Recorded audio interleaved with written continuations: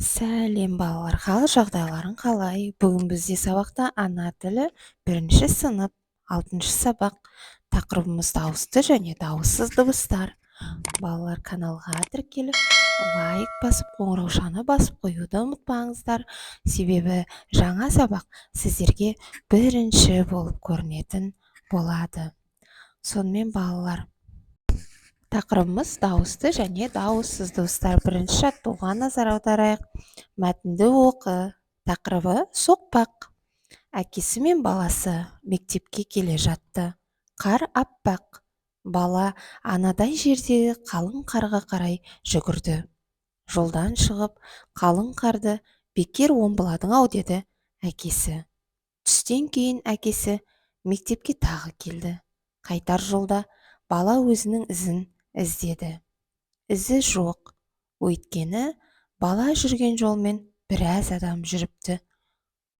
Соқпақ жасалыпты. Бұны байқаған әкесі баласына сүйсіне қарады. Авторы Жақсылық Кенжалиев. Балалар, яғни бұнда мәтінде не туралы айтылған? Енді мәтіннің соңындағы сұрақтарға жауап берейік. Мәтін не туралы? Мәтін баласы мен әкесінің мектептен қайтар жолдағы әңгімелесуі туралы. Бала не істеді? Бала жол салды. Бала жүрген іздің басқаларға пайдасы тиді ме? Әрине, басқаларға пайдасы тиді. Мектеп бала сөздеріндегі дауысты, дауыссыз дыбыстарды ата. Мектеп сөзінде 6 дыбыс, 2 дауысты, яғни 2 е, 4 дауыссыз, м, к, т, п дауыссыз дыбыстары. Бала сөзіне оралайық. Бала сөзінде 4 дыбыс, 2 дауысты, 2 а, яғни 2 дауыссыз, б және л дауыссыз әріптері. Осылайша балалар, өздеріңде енді балалар, дауысты дыбыстар. Олар нешеу? А, е, о, ө, о, ү, и, у да. Ал енді дауыссыз дыбыстар б, в, г, ғ, д, ж, з, қысқа и, к, қ, л, м, н, ң, п, р, с, т, ф, х, х, ц, ч, ш, щ. Яғни балалар, осы дауысты және дауыссыз дыбыстарды ұмытпай, мұқият, әрдайым қайталап қарап жүреміз, балалар. Яғни балалар, дауысты дыбыстар 11, ал дауыссыз дыбыстар 25. У кейде дауысты, кейде дауыссыз болады. Екінші жаттығуға оралайық. Жаңылтпашты көркем жаз.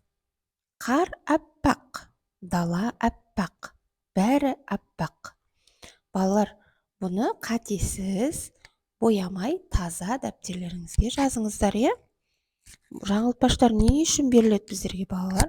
Біздер тілімізді тез жаттықтыру үшін, өзіміздің ойымызды тез жинақы түрде білдіру үшін бізге жаңылтпаштар беріліп отырады осылай жаттығу арасында.